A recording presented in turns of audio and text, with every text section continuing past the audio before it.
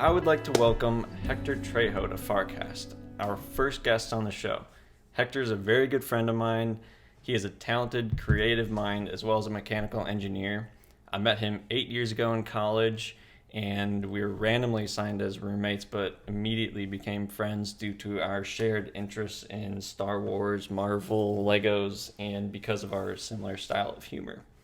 So, Hector, why don't you tell us a little about your creative endeavors? So I started playing guitar when I was about 11, 12 years old. And it all started because my cousin Kevin, and if you're watching this, Kevin, fuck you.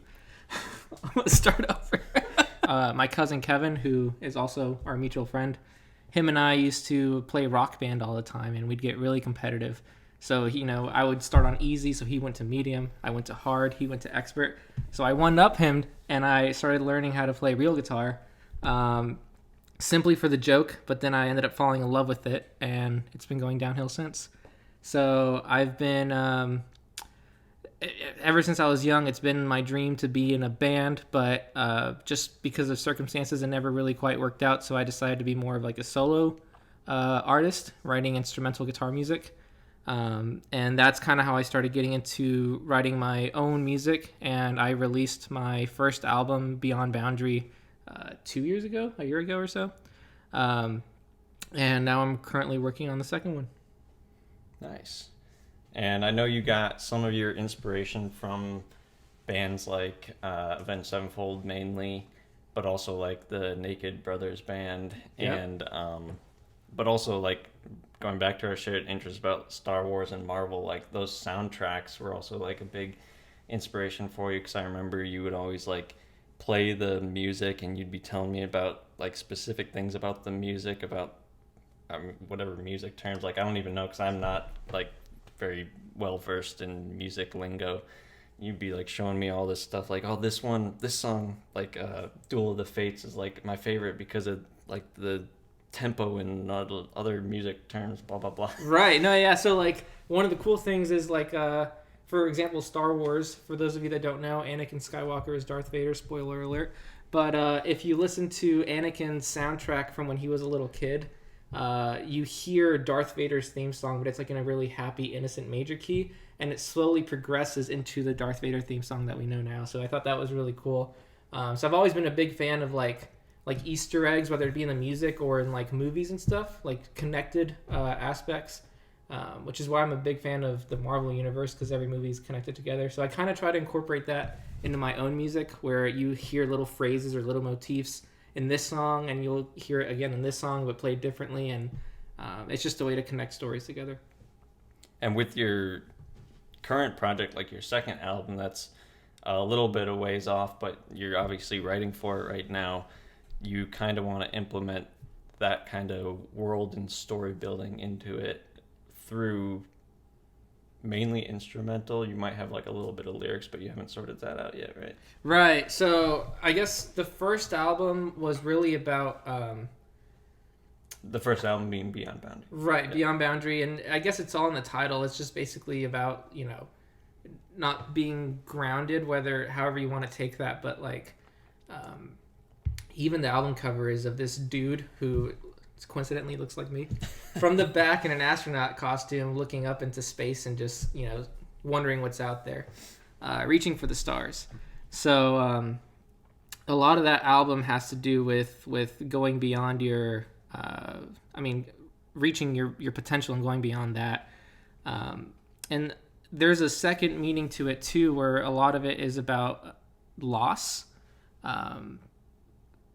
but you haven't seen WandaVision, have you? No. So, just to kind of connect the dots here. In WandaVision, again, spoiler alert, there's this couple, and there's a robot and a witch. The robot dies in one of the Marvel movies, and the witch is so powerful that she can literally create a world where the robot is still alive, and she kind of lives in her happy-go-lucky life, where she gets to be there with him. But the consequences that her creating that world, it starts affecting the real world, and she has to basically choose between living in her paradise and living her dream life, but sacrificing the external world, or sacrificing her own world and saving the rest. So that's kind of the premise of WandaVision, and I really, really liked that, and I wanted to take a lot of inspiration of that world building into my album. The last two songs, Astral Realm 1 and Astral Realm 2, kind of revolve around that premise, where Astral Realm 1 is about losing someone and basically wanting to be in a dimension or a plane or whatever you want to call it, where you're with that person, just living eternal peace. But that's nice and whatnot, but I think there also comes a danger with not being grounded in reality and kind of being too lost in your own world. So Astral Realm 2 is about having to let go of that fantasy and coming to terms and deal with the grief and basically living your life in the real world, which was a huge factor in WandaVision, where she had to destroy her own world, live through the grief and all that. So that's kind of how those two are connected, and an example of how Marvel has inspired my music. And the first album, Beyond Boundary, Astral Realm 1, especially compared to other songs from that album, such as like Goblins or the song Beyond Boundary, is very like ethereal and atmospheric compared to Beyond Boundary, which is like very heavy metal style, because you gain inspiration from Avenged Sevenfold, like I mentioned earlier. So how does the heavy metal part of that album relate to that story, or does it? Yeah, so the whole album kind of has a weird, I guess, somewhat dark story, where Goblins is supposed to be, it's a very circusy, evil but upbeat kind of sounding song. It's supposed to be, if you were to personify mental illness, depression, what they would look like as little tiny demons just dancing around in your head and having a blast taking over. So that's what Goblins is about. The next song is Into the Madness, which is supposed to be of the receiving end. How does the person that is going through the mental illness, or their loved ones that have to kind of watch them go through that, how does it affect them? Like, what's their take on it? So Goblins and Into the Madness are two sides of the same coin. Kind of like Astral Realm 2. Exactly. You got it. But the whole album, it doesn't follow this 100% cohesively. There are some songs that, take a detour and whatnot. But at the end, Astral Realm 1, like I said, is kind of about loss. So you could assume in that story that the person that was going through this mental illness stuff eventually takes his or her own life. So Astral Realm 1 is kind of like the person having to go through that grief, but, creating that world where they're together forever. But then Astral Realm 2 is, acceptance and letting go. Yeah. And I know that me being your friend, and we live together, and I hear all your like creative ideas that you bounce off me or you like to share with me, that your next creative project, you have another kind of like story or world that you want to explore. Right. Yeah. So it's also about grief. Maybe I should go see a therapist, but this one's a little bit different. Whereas the first one is more about, to backtrack a little bit, the first one kind of starts off in that rock and metal genre, kind of like you were talking about, but it slowly evolves into more jazz-inspired, ethereal music. That kind of goes with my goal as a musician, where I was heavily inspired by Avenged Sevenfold, even friends with the lead guitarist. But that kind of had a negative effect on me, where I was so obsessed with that one band that my sound started sounding a lot like them. So Beyond Boundary, I wanted to go beyond those limits that I had set for myself and kind of explore other routes such as jazz and ethereal music and whatnot. So that's that album. Whereas this album, the current one I'm working on, it's about the cycle of love. But not so much in a romantic way, just in a very general way. It could be platonic, romantic, and kind of how that looks. So the world building behind that is the first few songs of the album is more happy, really like, I guess, Frank Sinatra inspired. but they're really short songs to just kind of like emphasize how in the overarching story of love, the happy times seem very, very short compared to like the long processing of grief. So the first few songs very short, happy-go-lucky, and then the Kind of album like the puppy love stage of a relationship. exactly, yeah, yeah. Funny you mentioned puppy though, because this whole album is revolved around our dog Bella, who passed away like earlier this year, and that took a heavy toll on me just because I haven't really experienced loss that close yet. Like she was kind of like a family member to us, so I didn't know how much I loved her until she was gone, and I loved her so much that like literally my whole album is about the the cycle of love and how she inspired that. But yeah, the album starts out really happy go lucky, gets really dark, and the songs get longer and more. It feels kind of like a slow burn. And the cool thing is, at the very end, the last few songs of the album is supposed to be about the person or the thing that passed away, their perspective of going to the other side. So there's a song that's very desert sounding. And in my head, once you cross from this life to the afterlife, there's this journey you have to take that's in the in-between. And this in-between world is a very, long, isolated desert in the night with stars filling the sky, and you just have to walk through it and kind of rethinking about what you've experienced in life, kind of watching your life flash before your eyes, but you're taking a journey through it kind of thing. That's how I'm picturing it. And to get to the afterlife, you have to walk this entire desert in the in-between world and reach the doors that'll basically lead you to the afterlife. So that desert song is supposed to be that journey, and then you get a song called Gatekeeper, which is supposed to be, I don't know if it's a person or a entity or whatever you want to call it, but it's the veil that keeps the in-between world from the afterlife. And there's a song that is literally just about that veil, that border. And then there's a song called Muerte, which is death in Spanish. And it's supposed to be that passing over the veil into the afterlife. And the very last song of the album, at least as it's being called right now, is You Will Grieve, which is basically just like the final chapter of love, which is loss and the acceptance of it. Again, very similar to the first album, but taking a different world building route. Yeah, it's funny when you mentioned like journey about as you write through this album and you kind of experience the journey as you're listening to it. This kind of just randomly popped into my head, but there's actually a video game called Journey. I know you don't. I'm a pretty avid video game player. You don't play many video games, but there's a video game called Journey. It came out, I think, like 2009, exclusively for the PlayStation 4 or 3. But since then it's now on PC, and that's how I got to play it. But it won a lot of awards just because of like how atmospheric it is. But it's funny because it takes place in a desert. Oh.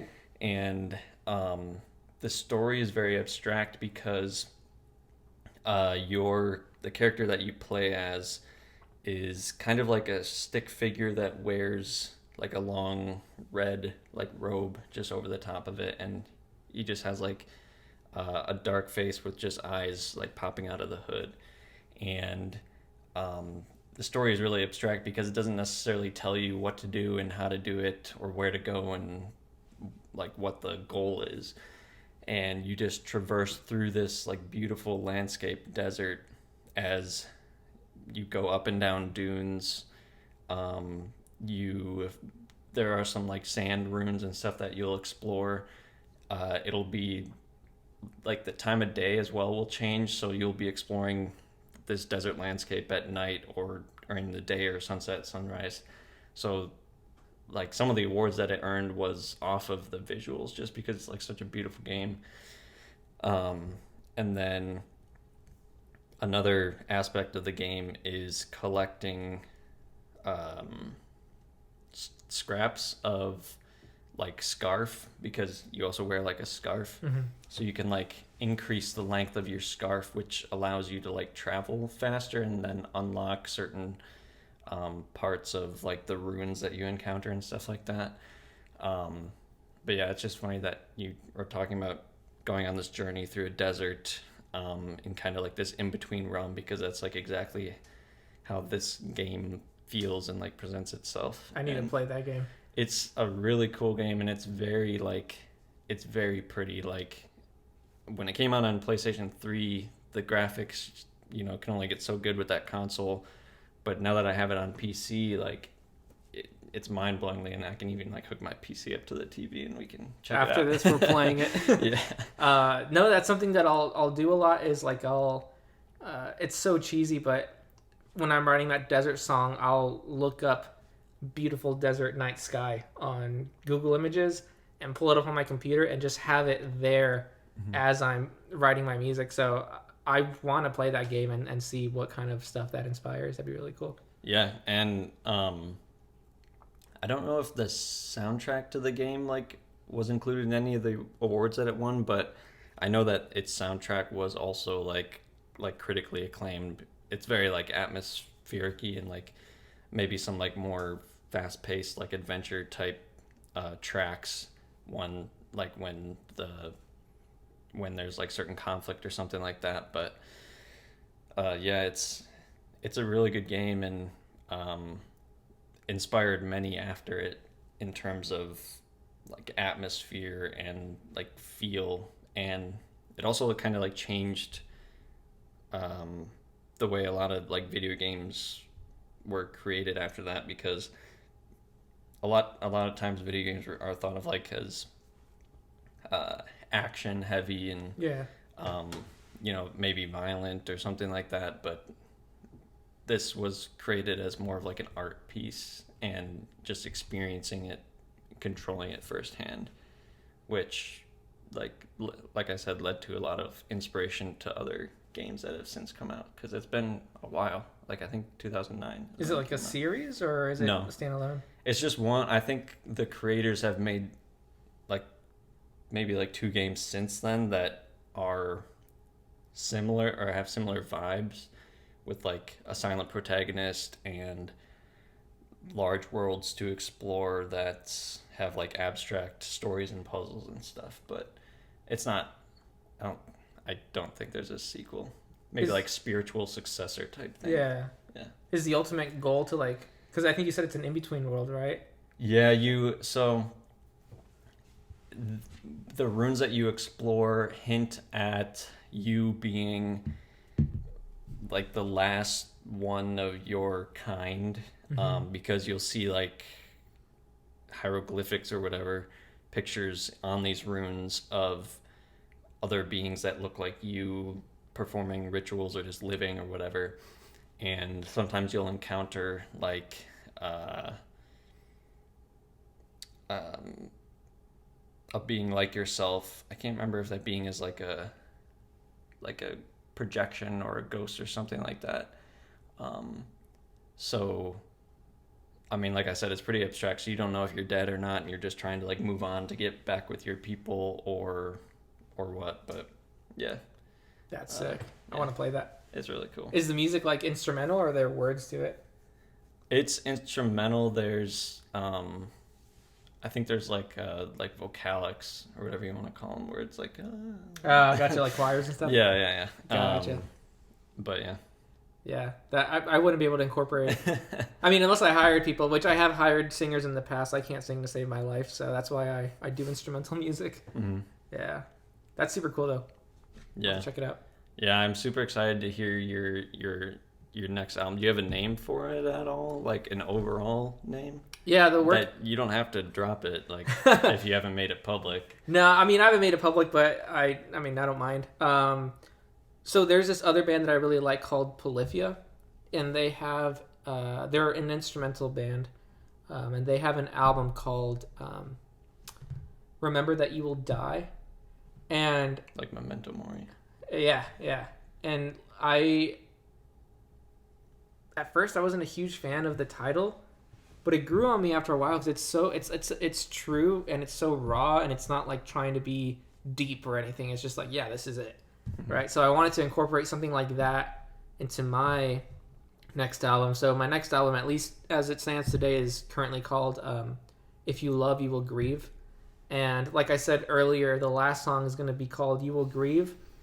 The first song is going to be called If You Love, but it's going to be If You Love ... then the whole story of songs, and the last song will be ... You Will Grieve. So it just kind of ties everything in together. Dang. Yeah. I'm really excited for that, and like I've been hearing snippets and stuff because coming out of your studio and my room's over there, so yeah, I'm really excited, and maybe it'll even pair really well with like playing the album along with playing the game Journey, like That'd be cool. simultaneously. Yeah, we should do that. Yeah. So yeah, thank you for coming on the show. And do you have a projected time when this album will come out? So I'm expecting. I try my best not to set like a super hard date, but I'm trying my best to finish writing it by early next year. And it typically takes about another year to record and distribute and plan all that stuff. So probably early 2025, which it seems like a far away, but just with how much it takes to make it happen, it's going to seem really quick. Yeah, can't rush greatness. Exactly. All right. Well, thank you for coming on. I'm sure I'll see you again because we live right across from each other. Yeah. But yeah. Yeah. Thank you for having me. Thank you. Should we kiss? Let's do it.